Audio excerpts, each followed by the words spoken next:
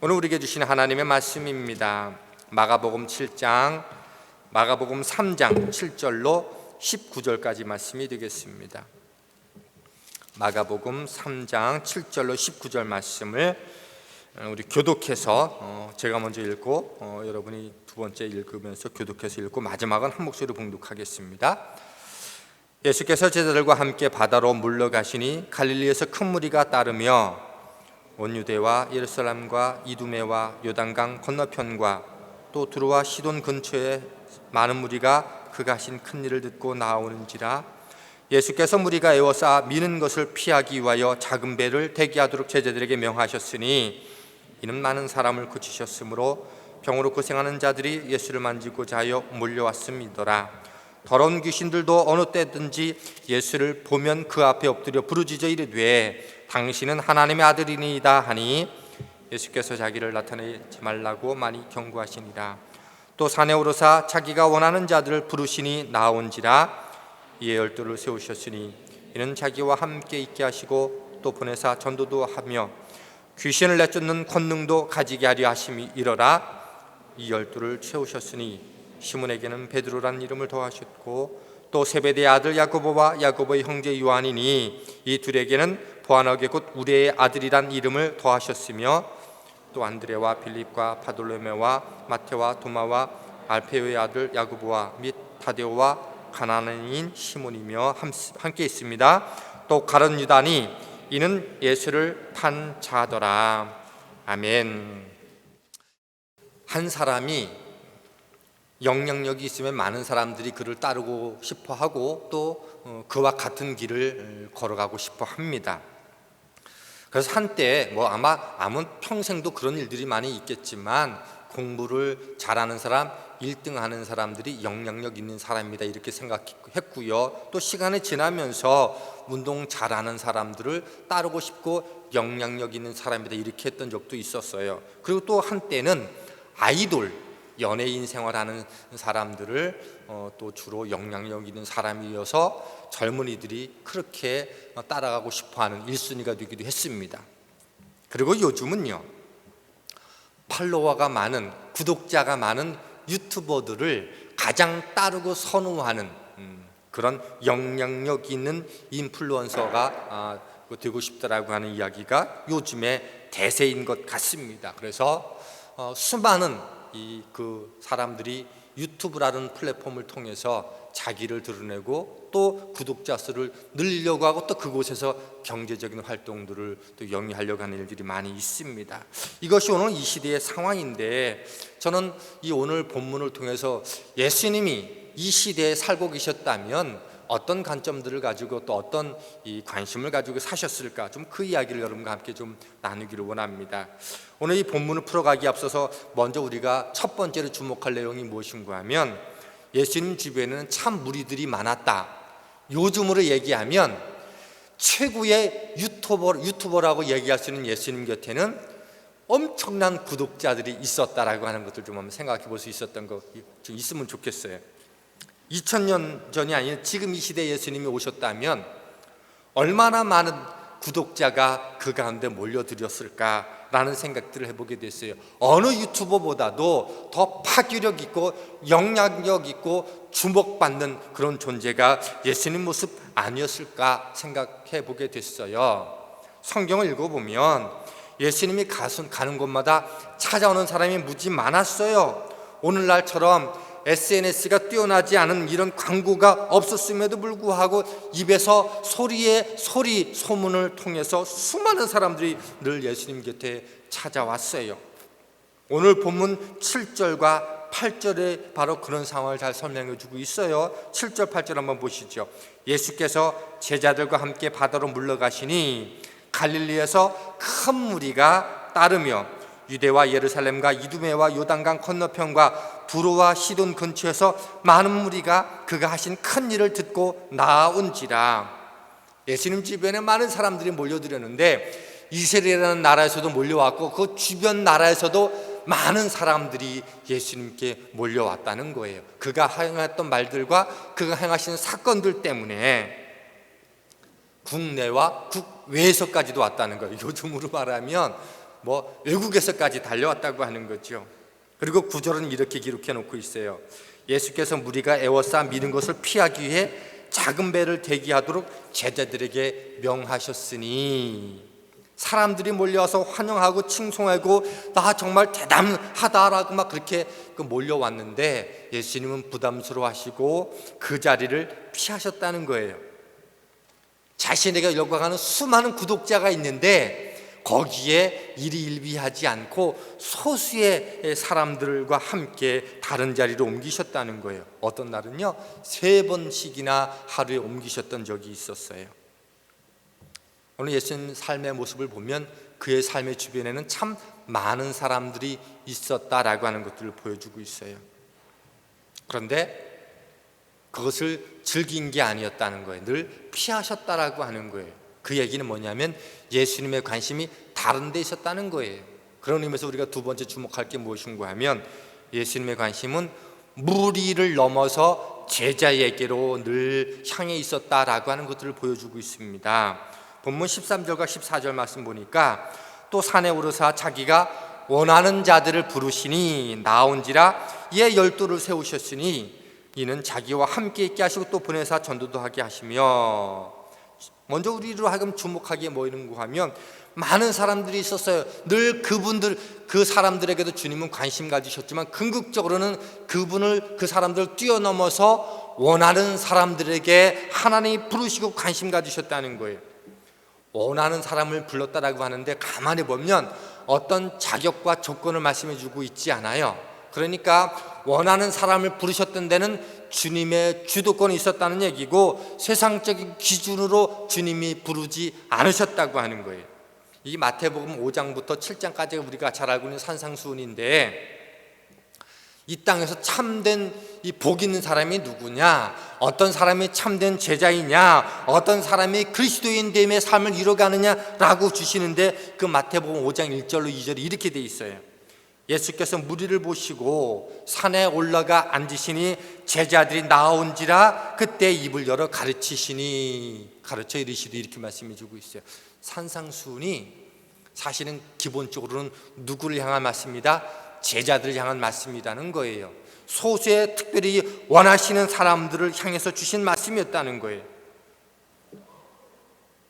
그러면 이 13장 마가복음 3장 14절에 이에 12를 세우셨으니라고 말씀해 주시는데 예수님이 무리를 넘어서 소수 제자에게 관심이 가지셨다면 도대체 그들이 어떤 사람이었기에 관심을 가지셨을까? 여기에 12를 세우셨으니라는 이 세우셨다는 말의 또 다른 원뜻은 뭐인가 하면 만드셨다는 뜻이에요. 그럼 이렇게 되는 거예요. 이 사람들의 자격과 조건이 뛰어나서 12를 부른 게 아니라 무슨 뜻이라는 거예요? 이미 완성돼서 부른 게 아니라 원제자 같은 사람들인데 그들을 불러서 앞으로 지속적으로 그들을 만들어 가시어서 세우셨다라고 하는 의미가 담겨져 있다는 거예요. 그리고 우리는 한번 12사람들을 일일이 다 살펴보지 않지만 몇 사람들을 한번 대조적으로 비교해 볼 수가 있는 거예요. 어떤 사람은 로마에 항거했던 열심당원인 사람이 있었죠. 그게 대표적으로 시몬이에요. 그리고 그 가운데는 열심당원 마태도 있었어요. 서로 상극적인 사람 아닌가요? 이 두 명만 딱 놓고 보면 공통적인 분모가 없어요. 그래서 어느 순간인가 쥐도새도 모르게 이 세금 징수원인 마태가 살해당할 수도 있는 그런 상황이었어요. 그럼에도 불구하고 주님이라는 공통성 때문에 함께 모였다라고 하는 거지요. 그리고 12 중에는 믿음 좋은 사람도 있고 의심 많은 사람들도 있었어요. 아마 그들 가운데 이런 일이 있을 수도 있었을 것 같아요. 야, 너는 어떻게 그렇게 믿음이 없냐? 이렇게 얘기하면 어떤 사람은 그럴 거예요. 너는 왜 그렇게 허풍만 세고 늘 앞에 나서기를 좋아하느냐? 이렇게 아마 다툼이 있었을지도 모르겠어요. 어떤 사람들 가운데는요, 불같은 사람들도 있었고 또 조용한 사람들도 있었어요. 다혈질인 사람이 그랬을 거예요. 너는 매사에 그렇게 소극적이냐? 이렇게 말할 수도 있었을 것이고 또 어떤 사람은 넌 성들 좀 죽여라 인간아, 이렇게 말할 수도 있었을 거예요. 또 지역적인 한계도 있었어요. 갈릴리 어촌 출신에게는 넌 시골 출신에서 어떻게 말하는 것마다 그렇게 촌스럽냐라고 말했을 때 좀 도시에서 부름받은 사람은 이렇게 말하지 말 듣지 않았을까? 너는 어떻게 그렇게 모든 것마다 깍쟁이냐? 너만 아냐? 이렇게 말했을 수도 있었을 거예요. 이들은요, 모든 면면이 함께 모여서 어울리기가 쉽지 않았고 공동체를 이기기가 어려운 사람들이었어요. 꼭 우리랑 똑같지 않습니까?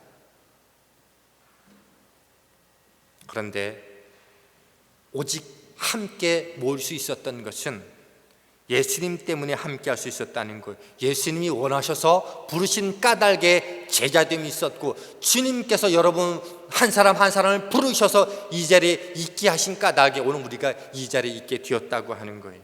왜? 서로 다른 배경과 지역과 환경과 독특한 개성 있는 사람들을 불러서 하나님께서, 주님께서 원하시는 사람들로 만들어 가시고자 세우셨다라고 하는 것이지요. 그런 의미에서 주님은 온 열방에 하나님의 복음이 전파되는 것이 궁극적인 꿈이지만 그 일들을 위해서 모든 나라를 가신 게 아니고 몇몇 사람들을 부르고 세우셔서 그 일들을 감당하기를 원하셨다라고 하는, 그래서 주님의 관심은 온 무리에 있었지만 무리를 뛰어넘어서 제자들에게 특별히 관심을 갖고 계셨다고 하는 거예요. 그리고 이 일들을 위해서 오늘도 주님은 저와 여러분을 제자로 부르셨다고 하는 겁니다. 그러면 예수님께서 그렇게 제자에게 궁극적인 관심을 가지셨다고 하면 주님이 관심 갖고 싶어 하셨던, 주님이 꿈꾸셨던 제자의 모습은 어떤 모습일까? 오늘 마가복음 3장 14절로 15절은 이렇게 되어 있어요. 이에 12를 세우셨으니 이는 자기와 함께 있게 하시고 또 보내사 전도도 하시며 귀신을 내쫓는 권능도 가지게 하려 하심이로라. 세 번째로 예수님께서 생각하셨던 제자의 모습은 이런 거라는 거예요. 첫 번째가 자기와 함께 있게 하시고, 이에 12, 14절 보니까 이에 12를 세우셨으니 이는 자기와 함께 있게 하시고, 예수님께서 제자들 부르셔서 특별한 하나님께서 꿈꾸셨던 일들을 감당하고 싶어서 제일 먼저 하신 일이 뭐냐면 함께 하기를 원하셨다는 거예요. 예수님은요, 제자들과 친교하고 교제하고 싶어 하셨어요. 주님이 저와 여러분을 부르신 것은 먼저 그 어떤 일 하기 전에 먼저 깊은 교제와 사귐의 자리로 나가기를 원하셨다는 거예요. 저는 이게 생각할 때마다 감동이라고 생각되는 게, 마랑의 왕이시잖아요. 역사의 주인이시에요. 창조주 하나님이에요. 우리를 구원하신 그분이 나와 함께 하고 싶어 하셨다는 거예요. 허물 많고 약점 많은 우리를 부르셔서 함께 하고 싶어 했다라고 하는 것. 그리고 여기에는요, 더 깊은 목적이 있어요. 왜 주님께서 제자들과 함께 하고 싶어 하셨고 저와 여러분들과 함께 하기를 원하셨을까요? 그것은요, 함께 해야만 우리를 향한 주님의 기대가 무엇인지 우리로 하여금 알 수 있게 하시기 위해서 주님이 우리와 함께 하기를 원하셨다는 거예요. 그러니까 이런 거죠. 함께 있어야 주님의 음성을 들을 수 있잖아요. 함께 있어야 주님의 가르침을 받을 수 있고요. 함께 해야 주님의 삶을 볼 수 있고, 함께 해야 주님의 길을 걸어갈 수 있으니까, 그래서 주님은 제일 먼저 제자들에게 관심을 가지시면서 함께 하기를 원하셨다는 거예요. 그러면 주님의 제자를 불러서 그렇게 함께 하기를 원하셨다면 오늘 우리 삶 속에서, 오늘 이 시대에 살고 있는 우리들에게 주님이 함께 하시고 싶어 하신다는 게 무슨 의미일까? 어떻게 적용할 수 있을까요? 저는 그게 가장 큰 의미로 말한다면 바로 예배 공동체 속에서 함께 하기를 원하신다라고 하는 것입니다.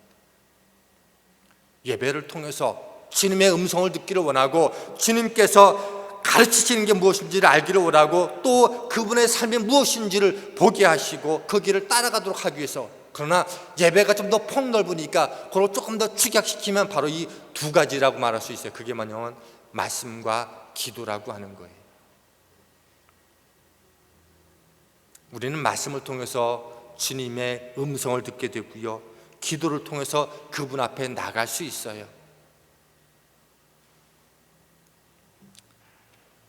주님이 우리를 부르신 것이 교제하기를 원하고, 그리고 교제를 통해서 음성을 듣고 그분의 가르침을 받고 그분의 길이 무엇인지를 알고 따라가기를 원하는데, 이 말씀과 기도가 축이라고 하는 거예요. 그래서 오늘 우리 삶 속에서 매일매일 우리 삶 속에서 말씀을 대면하는 것이 없다면, 기도하는 삶이 우리 가운데 따라가지 않는다면 그것은요 잘못된 거나 거짓된 거거나 병든 것에 틀림이 없다라고 하는 겁니다. 그래서 반드시 주님과 교제하기 위해서는 예배라는 큰 틀 안에서, 또 공동체로 그렇게 주님과 대면하지만 개개인의 매일매일의 삶 속에서 말씀과 기도가, 이 두 가지가 조화와 균형을 잇지 않으면 우리는 주님과 함께한다고 말할 수 없다라고 하는 겁니다. 그래서 이 두 가지를 병행하는 일이 왜 중요한가 하면, 말씀이 없는 기도는요 자기 중심적이고 이기적이고요 기복적이기 쉬워요. 그런데 기도 없는 말씀은요 되게 냉랭하고 이성적이기만 할 수 있다라고 하는 거예요.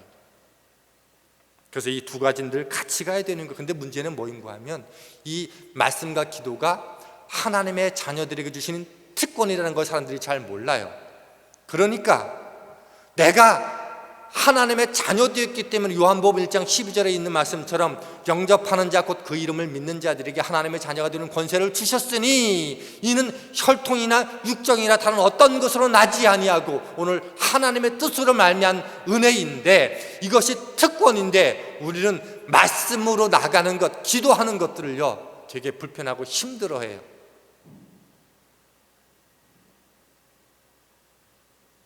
여러분, 이거는요 예배할 수 있는 특권은요 말씀으로 주님의 음성을 듣고 그분과 대화할 수 있는 것은요 자녀 외에게는 주신 특권이 없어요. 그게 우리에게만 주신 특권인데 우리는 그거를 그렇게 별로 중요하게 여기지 않아요. 매일매일 식사는 거르지 않는데, 매 순간마다 기도는, 호흡은 끊이지 않는데, 매 순간마다 영적인 말씀을 먹고 영적인 호흡을 해나가는 기도는 우리 삶 속에서 그것 없으면 못 산다고 생각하지 않아요. 왜요? 그게 특권이 아니라고 생각하기 때문에, 얼마나 큰 은혜인지를 생각하지 못하기 때문에. 바라기는 말씀을 통해서 그 말씀이 나를 얼마나 변화시켰고 그 말씀에 대한 칼급함이 내 속에 날마다 있는가, 그것이 특권임을 깨닫게 되어지면요 우리는요 매일 말씀을 묵상하고 읽고 큐티하며 또 필요하면 더 알려고 공부하는 자리로 나가지 않을 수 없다고 하는 거예요. 그리고 기도가 막히면 죽는 것처럼 제가 늘 얘기하잖아요, 그죠? 영적인 기도가 막히면 우리 영이 죽는 거예요. 근데 이슬비 기도 10분이 길죠. 여러분, 내가 숨 쉰다고 그게 살아있는 게 아니에요. 하나님의 제자는 말씀과 기도가 나를 끊임없이 이끌어가게 될 때 우리는 산자라고 말할 수 있는 줄 믿습니다. 저는 요즘에 이슬비 기도로 남은 자로 2달 살기 시간이 얼마나 잘했다라고 생각하는지 몰라요. 제가 서두에 광고 때도 그 말씀을 드렸지만 오늘 이런 주제니까 어떤 찬송과 그 찬양이 좋을까, 그 제목을 클릭해보고 다양한 버전을 들어보면서 이게 아침 시간대는, 요게 저녁 시간대는 더 좋겠다 싶어가지고 제가 먼저 그 찬양에 심취해서 함께 듣다가 또 함께 나누면서, 그러면서 성경 한 장을 읽고 그리고 찬송을 들으면서 기도하는 시간들이 너무너무 귀하다라는 생각들을 갖게 됩니다. 그러면서 이 말씀을 주면서 그래, 그게 하나님의 자녀에게만 주시는 특권이었지라는 생각이 드니까 너무 감사한 거예요.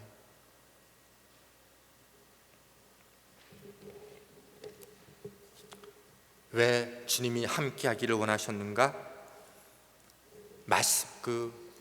우리를 말씀과 기도로 그분의 음성을 듣고 뜻을 발견해 나가면서 우리의 생명을 살게 하기를 원하시는 하나님의 뜻 때문이라는 거예요.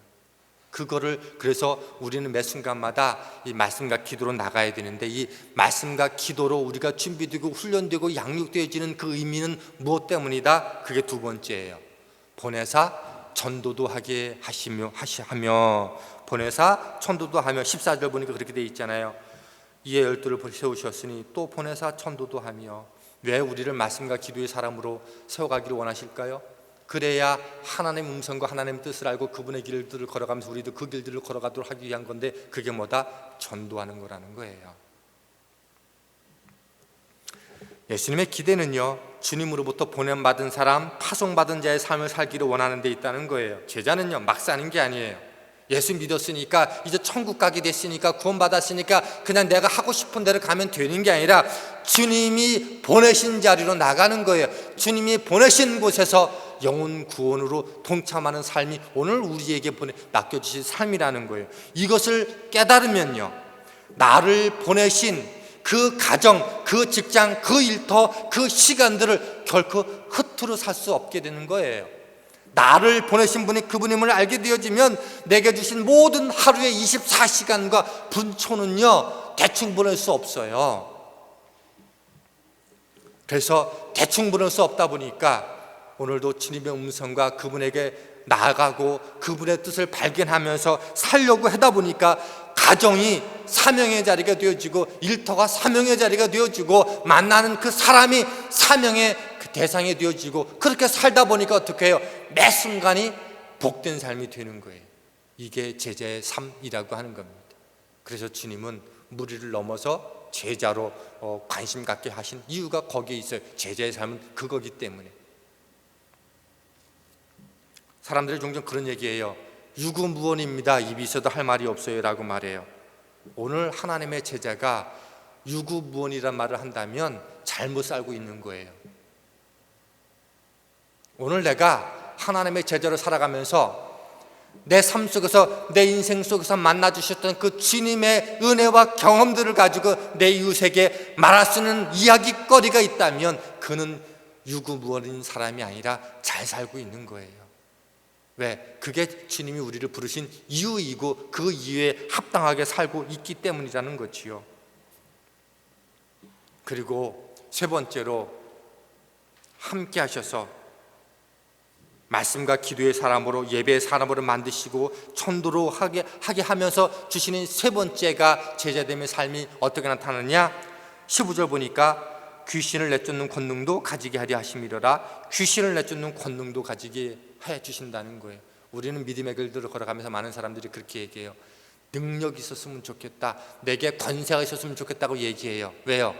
가만히 대부분 보면 내 믿음이 있음을, 내가 이런 사람이야 라고 하는 것들을 드러내고 싶기 때문인데, 성경은 뭐라고 얘기하냐면, 너가 말씀의 사람, 기도의 사람으로, 예배의 사람으로 준비되어서 너가 영혼 구원의 일을 감당하게 될 때, 그때 내가 너에게 귀신을 제어할 수 있는, 병 고칠 수 있는 능력까지도 함께 허락해 준다라고 말씀해 주고 있더라는 거예요. 목적이 다른 거예요. 나를 드러내고 내가 이런 사람이야, 내가 이런 목사야 라고 그 일들 때문에 우리에게 권세를 주시는 것이 아니라 하나님의 영혼을 위해서, 돌아오게 하는 그 일들을 위해서 우리가 복음 전도자로서 삶을 살게 될 때, 그때 그 능력을 주신다는 거예요. 왜? 그리고 그 일들을 감당하기 직전에 또 그 말씀과 기도 속에서 우리로 하여금 권세 있는 능력을 경험하게 하는 이유는 뭐인가 하면, 내가 그렇게 연약하고 약한 존재였는데 그분의 말씀과 기도 가운데서 예배자로 살게 되다 보니까 하나님은 내 안에 나의 죄악을 보게 하고 그 죄악 가운데서 이기는 능력을 살게 하는 힘이 그 말씀의 권세 앞에 있음을 나로 하여금 먼저 깨닫게 되니, 내가 누군가에게도 그 삶을 살 수 있게 허락해 주시기 위해서. 그래서 그분은 권세를 제어할 수 있는 능력들을 우리 가운데 허락해 주신다는 거예요. 하나님은요, 우리가 먼저 비참하게 살기를 원하지 않아요. 그래서 말씀의 권세와 능력과 치유하는 권능들을 우리 가운데 먼저 경험케 하시고, 그것을 토대로 오늘 우리 이웃들의 그 삶을 함께 나누기를 원하신다라고 하는 겁니다. 이것이 주님이 제자들에게 주목하신 이유이고 꿈꾸신 내용이라고 하는 겁니다. 세계 2차 대전이 끝났을 때 프랑스에 스트라브루스라고 하는 도시 한 교회에 마을 대표들이 모였어요. 이유는 교회 마당에 있는 예수님의 동생이 폭격을 맞아가지고 두 팔이 떨어져 나간 거예요. 그래서 두 팔만 복원해서 붙일까 아니면 동상을 새로 만들까, 그걸 가지고 이제 토론하기 위해서 모인 거예요. 근데 어느 한 분이 이렇게 얘기하는 거예요. 우리 폭격 맞아서 두 팔이 떨어져 나간 그 채로 동상을 놔둡시다. 대신 그 안에 우리 교회를 위해서 이렇게 써넣읍시다. 예수님은 당신과 나의 팔을 필요로 하십니다. 그리고 그렇게 남겨두었다는 거예요. 예수님은요, 여러분과 저의 두 팔을 필요로 하십니다. 주님은 우리를 통해서 일하고자 하십니다. 고통받는 이웃들의 상처와 아픔을 느끼며 찾아가는 주님의 손이 내 손이 되기를 원하십니다. 내 손이 그들의 아픔을 짊어지고 기도하는 중보, 기도의 손이 될 수 있을까요? 그들에게 전해질 메시지를 위해서 말씀을 붙드는 손이 될 수 있을까요? 복음을 들고 찾아가는 손이 될 수 있을까요? 그때 주님은요, 그 저와 여러분의 손을 통해서 일하시고 계실 것입니다. 그리스도의 영광은 그때 나타나게 될 거예요.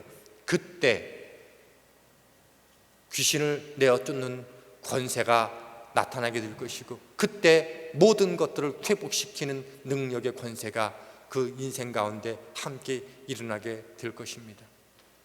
예수님의 관심은요, 수많은 구독자보다 몇몇 핵심의 제자들을 원하셨어요. 그 제자들은 저와 여러분처럼 부족함도 많고 연약함도 많은 사람들이었어요. 그럼에도 문제가 되지 않았던 것은 주님은 만들어서 세워가시는 분이시니까. 그 주님이 저와 여러분에게 말씀하십니다. 나는 너와 함께하고 싶어. 뭐로? 예배로, 말씀으로, 기도로. 그 일들을 통해서 우리를 훈련시키기를 원하세요. 뭐 때문에? 전도하는 그 일들을 위해서. 그리고 그 일에 순종하게 될 때 주님의 권세는 저와 여러분의 삶 속에서 함께 나타나게 될 줄 믿습니다. 이런 제자가 저와 여러분의 삶이 될 수 있게 되길 주님의 이름으로 축원합니다. 하나님 감사합니다. 평생 예수를 믿어도 오늘 우리의 삶의 방향이 잘못되어지면 언제나 어그러질 수 있음을 기억합니다.